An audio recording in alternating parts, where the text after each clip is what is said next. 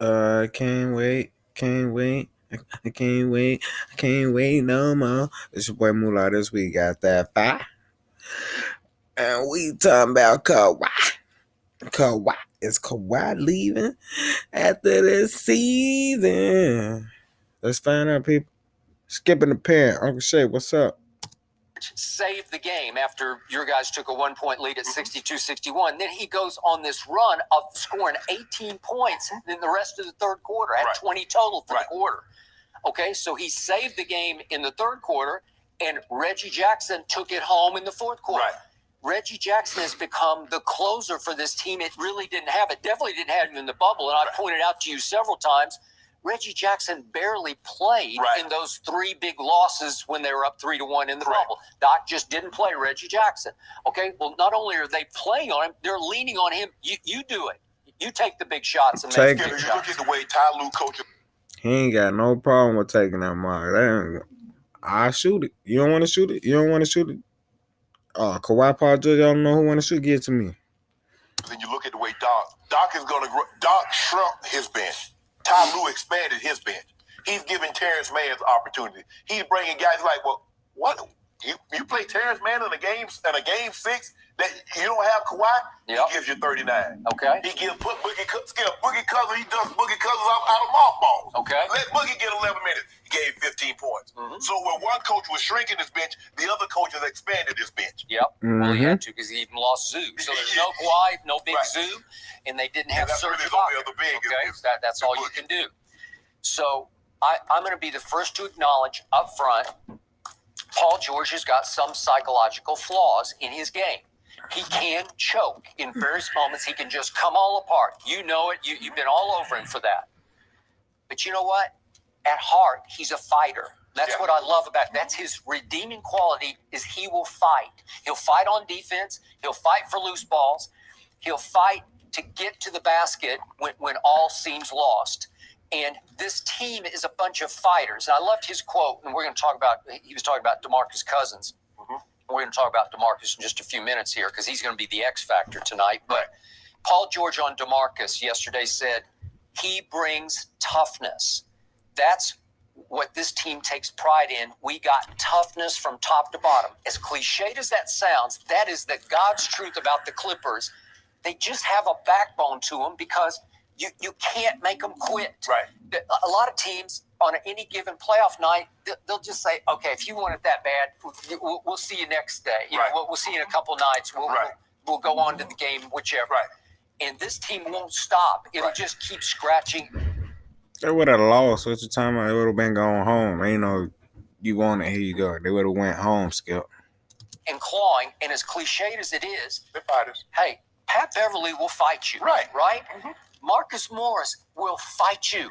Nicholas Batum, as mild-mannered as he seems, he will fight you. Just scratch and claw you. He'll fight for loose balls and for loose rebounds. But Skip, if you really look at it, only really Reggie Jackson is really known as really an offensive guy. All the rest of the other guys are defensive guys. Paul George is a two-way player. Pat Bev is a defensive guy. Marcus Morris Sr., he cut his teeth. He's hard, no pretty. Batum, the same way. Terrence Mann, the same way. You look at these guys, basically, they got a bunch of fighters and a handful of guys sprinkled in there. Paul George, two-way player. Reggie Jackson, offensive guy. Other than that, Skip, they come to bringing lunch pails and hard hats. Ty Lue is a fighter. Always an underdog. Chauncey Billups is a fighter. He's number 2 in charge, obviously. He's gotten the Portland job, but he's still here with this team. And I think he is crucial to the mix of the motivation and coaching. I agree. And as much as I respect Monty Williams, in games like tonight and potentially Game 7, Ty Lue has the edge over Monty. You could say on experience. He's just been in more big games. But as an adjuster, as a strategist, as a motivator, as a button pusher, push just the right button at the right time, both in selecting who goes in the game and pushing the psychological button of said player. It's time for you to do this. They believe in him. So when he tells them this is going to happen, it happens. They make it happen for Ty because they love him and they trust him. Okay? So it's even slight coaching edge. So all told, I look at the roles have all fallen into place. They have a stopper, like a defensive stopper in Pat Bev, and on any given night, he can go bother Book for a while, or he can go bother CP for a while, right? Yes. And they have a closer in Reggie who just gets hotter and hotter. Right. Again, the threes can come and go, but he can make shots in lots of ways. He can get to the basket. He's unafraid to take the shot. Yep, I got it. That's part of it, Skip. In those moments, you understand that. This is for an opportunity to go to the NBA Finals. Yep. You cannot be afraid. You cannot be in awe of the moment. Reggie Jackson said, oh, this clock running down. Y'all passed me the ball for a reason. I'll take it. I'll take it. Speaking of bags, he's going to get a big one here pretty soon.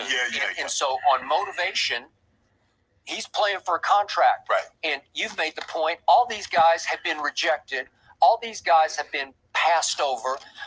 And all of a sudden, Reggie Jackson, who was once upon a time a first-round draft choice and had to play in the shadows of Durant and Westbrook. Yeah, he was a late lottery pick. He was, out of Boston College, and another Sam Presti special. He said that guy can play, and he was dead right about it. Right. But he got lost in Detroit. He got some money to go to Detroit, but he didn't get the money. Yeah, Skip, they gave him 5 years, $80 million. Yeah. So at the time, he's going to be in line to get he's going to get another $80 million. He is, because he's going to be free. I would hope the Clippers could find a way to keep him, but we'll see. Yeah. We'll see. Well, I don't know if they're going to be able to keep Kawhi. I don't know if he wants to go somewhere else. He is drifting farther and farther away from the internal workings But of the Skip, team. I think the thing is, Kawhi, it's hard to feel connected, Skip, when you're not there. You know you're that. You're not there every day, Skip. You're getting treatment on your own. You don't really feel a part of the team. I'm on the team, but, man, they going on about their business without me. I thought it was supposed to stop for a little while until I got up there. No, I got it. So it'll be interesting to see if he's sitting up in the box. I believe he'll be there tonight. I think he will. I would prefer him on the bench, but that's not his style. Right. Yep. So I think you've agreed with every point I've made, yet our takeaways are completely reversed, because I got Clippers winning close. You got Suns winning close. I just think that at some point in time, Book and CP3 got to put a game together. Skip, they've been outplayed basically every game that CP3's been back. Obviously, he wasn't there. See, the Clippers got home court tonight. Just take care of this game and just make it to game 7. We ain't worried about game 7 right now, because we got game 6. Take care of the business tonight, and we'll talk about that later. The first 2 games, and Campaign and Book did an unbelievable job. But since the last 3 games, those 2 guys, PG and Reggie Jackson, they've outplayed them. It's as simple as Skip. There's no way around it. They outplayed them. They shot at a higher percent from the field. They shot at a better clip, with the exception of one game. Paul George played that game Saturday, where he shot 1 from 9 from 3. Other than that, they've outplayed Chris Paul. They've lost 2 or 3 since he's been back. They got to push the pace. You can't let them set up. It's going to be very interesting to see. Ty Lue showed his hand. Okay, I'm going to go smaller lineup because Zoo's out, and I'm going to start in the zone. Yep. Okay, Monty, what's your counter? They start to the zone. What are you going to do different to make sure you get Ayton some opportunities? 9 shots is not enough opportunity for DeAndre Ayton. Are you guys going to just settle for 3? Jay Crowder, Mikal Bridges, are you going to get it going? Are you willing? Because Ty Lue's willing to push a lot of buttons. I don't know if Monty's willing to push those buttons, because Cam Johnson needs to get more playing time, because he seems to be the only guy that can consistently knock down outside shot and threes. So give him some run. What do you have to lose? Okay, so you made the point. Game 6 is what they have to lose. When game 6, baby, asserted itself in the series, it's often because the big guy asserts himself. And when he says, okay, here I come, it's hard to deal with him, because he's so athletic, and he's coming of age right before your very eyes, DeAndre Ayton. Right. And he's got stuff. He's got game. He shot that turnaround baseline jump shot. You say, wow, where did that come from? That's why DeMarcus Cousins has to play a big role, literally big. Right. And I'm going to remind everybody, he's only 30 years of age. Right. And once upon a time, he was a dominating center in this league. I realize Achilles injuries and various knee injuries have cost him. But he's starting to resemble DeMarcus Cousins, Boogie Cousins. He's starting to. And they trust him. He loves them. He's found a home with a bunch of cast-offs and rejects. Right. And because of that, I think you're going to see him play more than 13 minutes. It might be more 20-ish tonight. The last time DeAndre Ayton got outplayed, he came back and put together a monster game. I expect that was outplayed by Zubac. Mm-hmm. I expect him. You cannot let Nicholas Batum, you cannot let Marcus Smart Sr. play a 7-foot athletic guy That's what like they this did. behind. You can't do it. They outplayed him. They outworked him and out hustled him. Yes. Yeah. So I expect him to come back. I expect Book and CP3 to play a lot better, and it's going to be a very close ball game. But I'm going to take them to win this ball game. Okay. Point differential in the series. The Clippers are up by 17 overall points. Right. The Clippers are just a little better than the Suns, which is why they are going to win a close game tonight. That's right, Skip. Put some dew on it. Put some dew on it since you got the Suns. And I think you agree with me because every reason that I just gave you, you couldn't refute. So I've got all the yeses, you have all the nos, but you're still hanging in with I got to know because that's what you choose to believe. But we got 3 cases on it, so we just going to see what happens. Oh, 3 of them things. Okay, thanks. Thanks, 3 cases for a point? I'm good. There's no point. There's a point of what the Fox Bet said. It's a pick 'em now. It's just a pick 'em. We're just going straight up. Straight up. It's okay. And it's for 5 cases now. No, ain't no 5. How you add 2 cases? So, like you tell me, can you go to and negotiate with the betting house? I want to bet this. Well, I just proposed it. No. You accept it or not? We got 3. You can show me the courage of your prediction. We have 3, Skip. Okay, well, I'll take 5 anytime you want it. No. That's how confident I am. This is what I would do you. I tell you what, I'll give you 5 if you're willing to give me 10 on a game 7.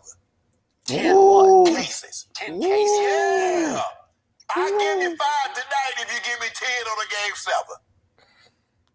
Take Let me it. think about that. Okay. Take it. That's what I thought. I'm really thinking there for a second. Okay, so Think about Take it. I just 5 might to do 10. it. That's the Take it. Skip. Take it. Don't be scared. Clippers all the way, man. Take it. We got to take care of the business. Playoff P going to come through tonight, y'all. We need another 40 piece. No biscuit. All right, it's your boy Mullah. This week got that 5, man. We're going to be back with another one. I'm out of here. Bow.